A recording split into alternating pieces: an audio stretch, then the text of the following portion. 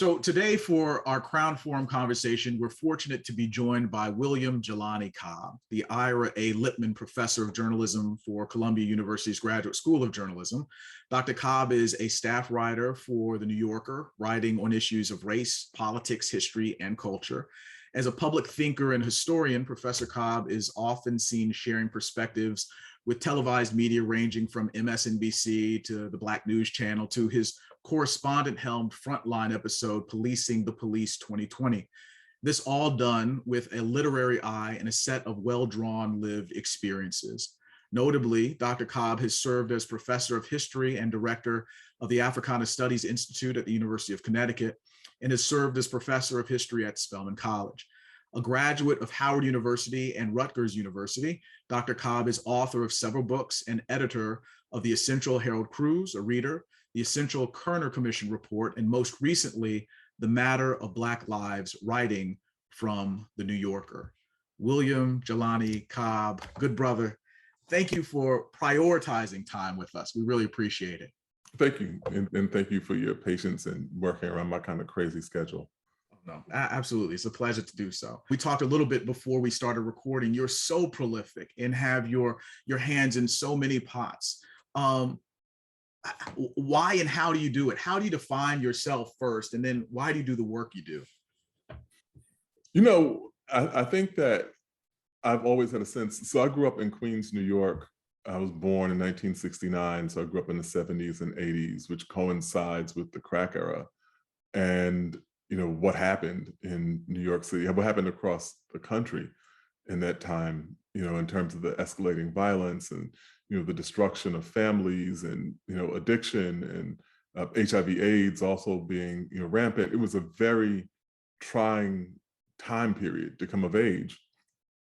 And I always felt, you know, when I got to Howard as an 18-year-old who really very easily could not have gone to college. You know, I was the first one in my family to go to college. We didn't have much money at all. And I always felt like I was the person that got out and that it was on my shoulders to talk about the community that I came from and other communities like it, and to do all that was within my power to try to help. Now, of course, you know, the institutions, you know, Howard, Morehouse, Spelman, all the HBCUs, for the most part, have that same ethic of giving back and uplifting the race and so on. You know, that kind of sense that we are here not simply to be the sole beneficiaries of our talents. And so, you know, obviously Howard played a big role in that as well. So you taught, Jelani, about those kind of pathologies that we have, you know, access to. How do you not become defined by it or define yourself by it, but defy through it? Because that's the interesting thing. I think so easily we are defined, you know, oftentimes by our deficits and by our pathologies. When I say we, I'm talking about people who are defined within the context of Western society as being in the margins.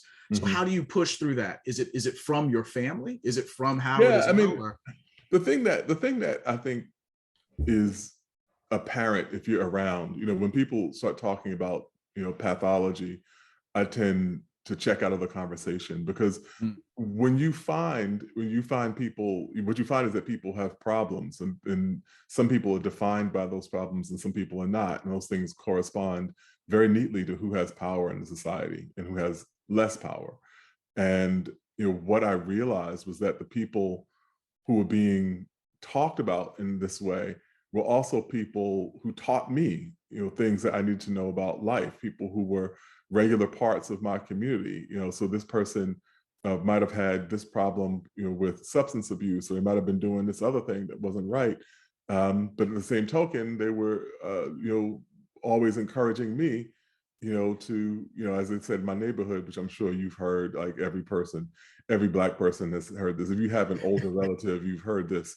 But they would say, you know, make sure you get it up here. You get it up here, they can't ever take it from you. That's right. You know, they say that. But why would people say that though? You know, because they're saying they can't take it from you because they presume that everything else can be taken from you. Like, you know, history and life has imposed that understanding on people. And so I think that my experience was that these communities are more complicated and these Mhm. places and these people are more complicated. And so I've tried not to define people in a way that denies their humanity or doesn't do anything further to help us understand that these are human beings. Mhm.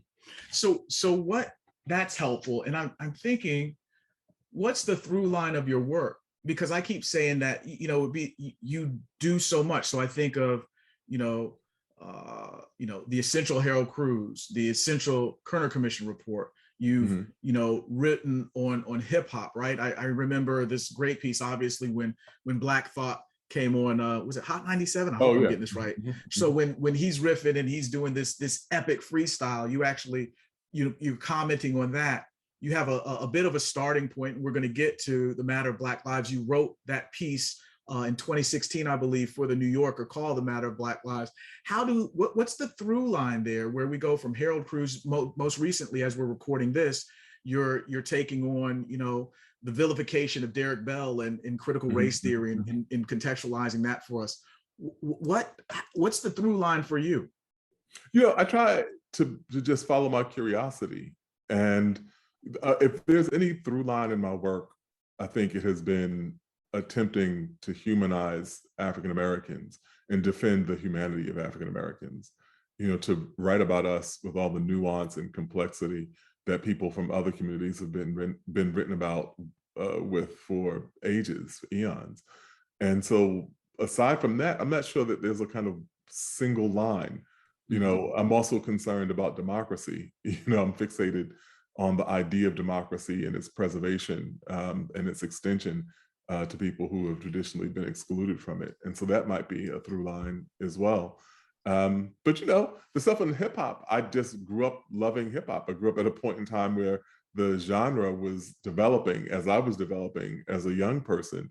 And when I started learning these scholarly analytical skills, in undergraduate and in grad school, I was thinking, why don't I turn this to things that I'm actually really interested in? And hip hop was one of them.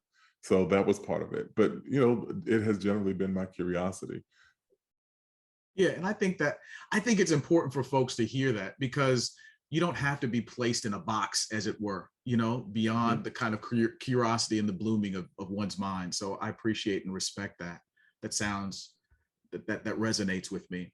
Can I So say one thing let's, about that? Can I say one thing about please, that too? please Especially, do. since there's students who are watching. Yeah. The thing that is most important, about college, one of the most important things about college, is the ability to indulge your curiosities. Mm, Because we all know if you are, 30 or over, really 25 or over, it gets harder as you get older to learn. you mhm, know, uh, Not necessarily cognitively, but just in terms of how life is organized, to be able to undertake a new language or to learn to find a writer whose work you love and read all of their books. That's something that's much easier done when you are a young person, especially if you're a young person in college. And so whenever I talk with students, one of the things that is a constant refrain is encouraging them to take full advantage of the opportunity that's in front of them. Learn things that you might not think you're interested in at first, because they may surprise you. It's like trying a new food. Like, oh, I don't know if I like that, but it might actually be good. Or if you don't like it, then at least we have more understanding of what your likes and dislikes are. So be intellectual omnivores to the extent that you can. So Jelani, as you're talking, I know I shared this with you when you assumed your position at Columbia University. I went there, and the thing that went through my mind was, if Jelani Cobb was my professor, right? If he was my professor when I was at the J School, I mean, what a wonder. And that's no disrespect to E.R. Ship or to Michael Shapiro or anything like that, right? But I'm curious, for you, did you have classes or professor at Howard, or even in high school at Rutgers, that really stoked that curiosity in some interesting ways? I think of Oh, totally. Jules Harreld and Greg Carr, of course, at Howard. I'm Yeah, curious yeah, yeah. about if you had folks like that. Yeah, and so Greg would be like, would kill me if I said that because we're close in age. He's like, Right, oh, right. no, don't age me like that. But I think Greg is that for a lot of people and has been that Right. for a lot of people. But I had a professor named Adele Patton my first year, and he's unfortunately no longer with us. But Mm, when he passed about 2 years ago, I mourned him the way I would mourn the loss of a relative, mhm. because Professor Patton, I took him the spring semester of my freshman year, and my head has not been straight since then. I'm still digesting some of the things that Dr. Patton taught me. And he had this incredible command of history, of facts, and causal relationships, and entire bibliographies and historiographies that he was carrying around in his head. And it's there's sometimes in life moments where you see the thing that you want to be, Mm. and that's really important because it gives you a roadmap to begin assembling that life. And I sat in that classroom and I was like, I want to be that. That is what I want to be. Wow, I dig it. All right, so let's pivot just a little bit, and let's kind of, and we might be able to map some of what we've already talked about onto this significant edited volume, The Matter of Black Lives, right? Because it seems like this has a lot of different starting points as it were as well, in terms of the directions that it goes in. And I think that we can say The Matter of Black Lives again is a piece that you wrote in 2016, talking about the beginning of the Black Lives Matter movement. And one of the questions that you asked is, there's this new kind of movement that we found. What will its future be? I'm curious to hear what you think about that now that we're years in. But also one of the starting points for this, and you beautifully outlined this for us in the forward of the book, is that James Baldwin's 1962 Letter from the Region in My Mind, right? He seems to be, our go-to, our saint, as it were, that we were able to go to kind of give us a bit of a direction and map. Can you talk about the significance of this book from both of those starting points, the piece that you wrote in 2016 and kind of where we are with Black Lives Matter, as it were, and then also how this history seems to be cyclical and repeating itself, and where is there hope? I really am curious in hearing that from you. Where is there hope? You being a historian, how is it that we can map ourselves toward freedom in a fuller throated democracy for people of color and those who are in the margins? Mm-hmm.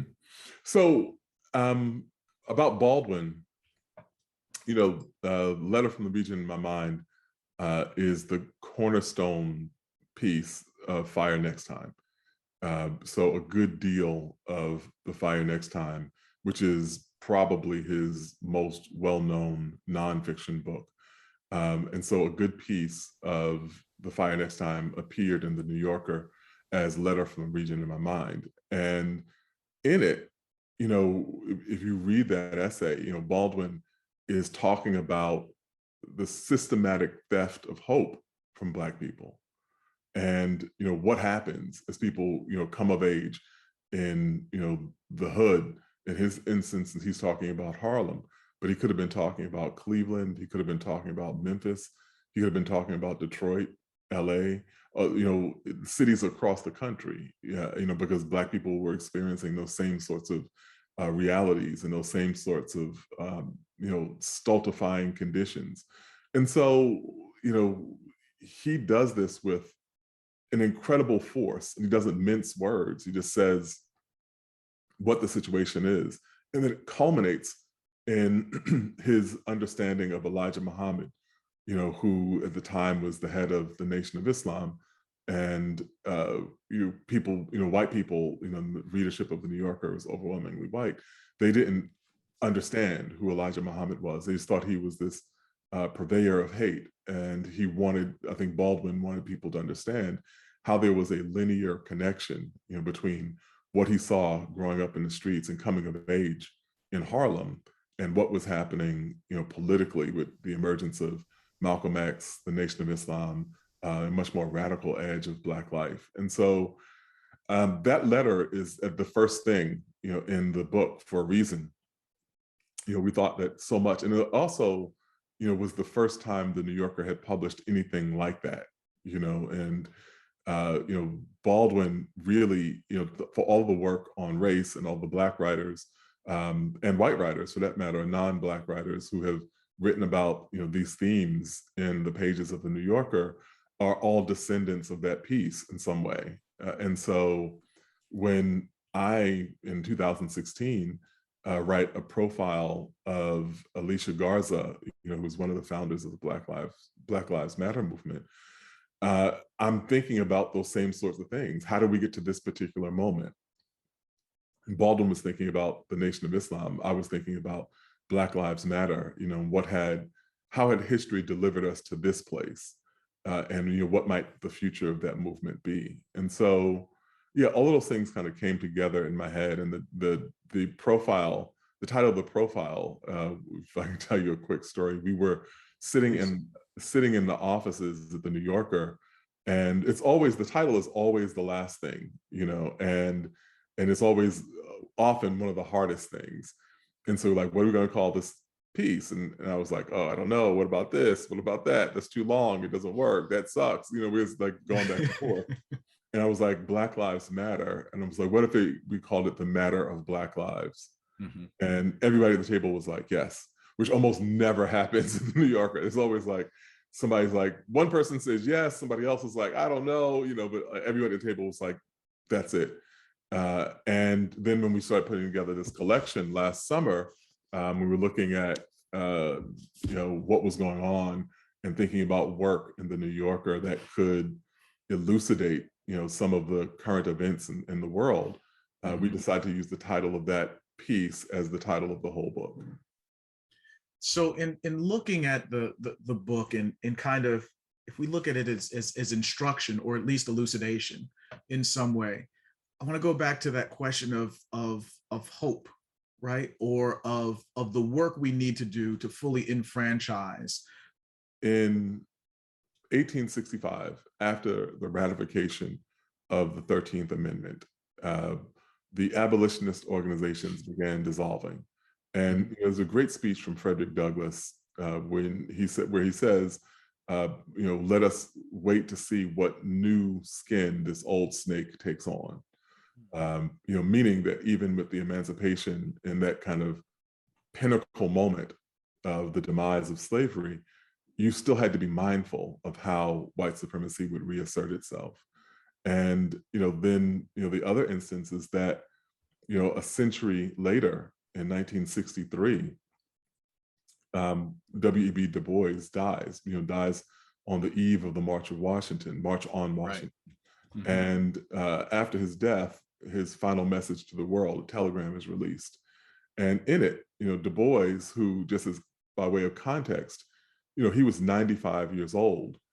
At age 25, he said he was going to dedicate his life to defeating white supremacy and defending his race.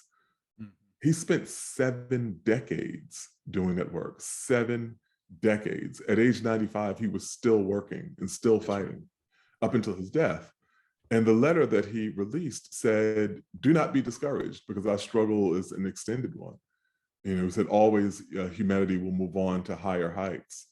But this is a protracted process. And for someone who has spent 7 decades observing the setbacks and the victories and the things that seem to be turning of the tide and all of the things that go with it, we can understand in our time frame that we've seen in maybe even an accelerated pace in just the past decade. He had seen all of that again and again and again. And the message that he gave to us was persevere. And so I feel like we make progress. We can't take the time to rest on our laurels, and we can't be sure that progress will remain if we don't defend it. But I believe that the struggles of the people who came before us were not for naught. And so, we catch our breath and we keep fighting. I love that, Jelani. I love it. So let me ask this final question. I kind of want to just drop the mic there because I thought that was so beautifully stated and is a message for our young folks and, again, the extended community that's watching this. But what is something else? Because you just left, a hell of a gym, this idea to persevere, this need to persevere. What else would you charge young people with, especially young people who are, at institutions of learning right now? What are their responsibilities? What is it that they need to be doing in addition to this perseverance? Yeah, I think that it's, the last thing I think young people want is another, like, not young person telling them what to do. But I would encourage people to read widely, study deeply, engage with your peers. The other thing that we don't talk about as much is that at a institution of higher education, 30% of your learning comes from your peers. And that intense peer interaction. Just last night, I was on a Zoom wishing a happy anniversary, 20th wedding anniversary, to my freshman roommate from Howard. We have been in and out of each other's lives, really in each other's lives since then, and have been co-conspirators and worked together. And I've learned an inestimable amount from him. Clearly, as much from him and other peers as I learned from those great esteemed professors who were on faculty there, or from what I learned from Founders Library, which I had access to as a student. So that's the part of it. Use your social networks the same way that you use your library card, and to take seriously the work of educating yourself, because believe it or not, this body of knowledge that you are gathering now, you will fall back on. It'll be like a bedrock for you for the remainder of your life, as you go out into the world and you do all sorts of other things. William Jelani Cobb, thank you again for centering this time with us. The Matter of Black Lives is out, and we'll be reading it, and we'll be persevering. Thank you. Thank you, brother. All right, be good.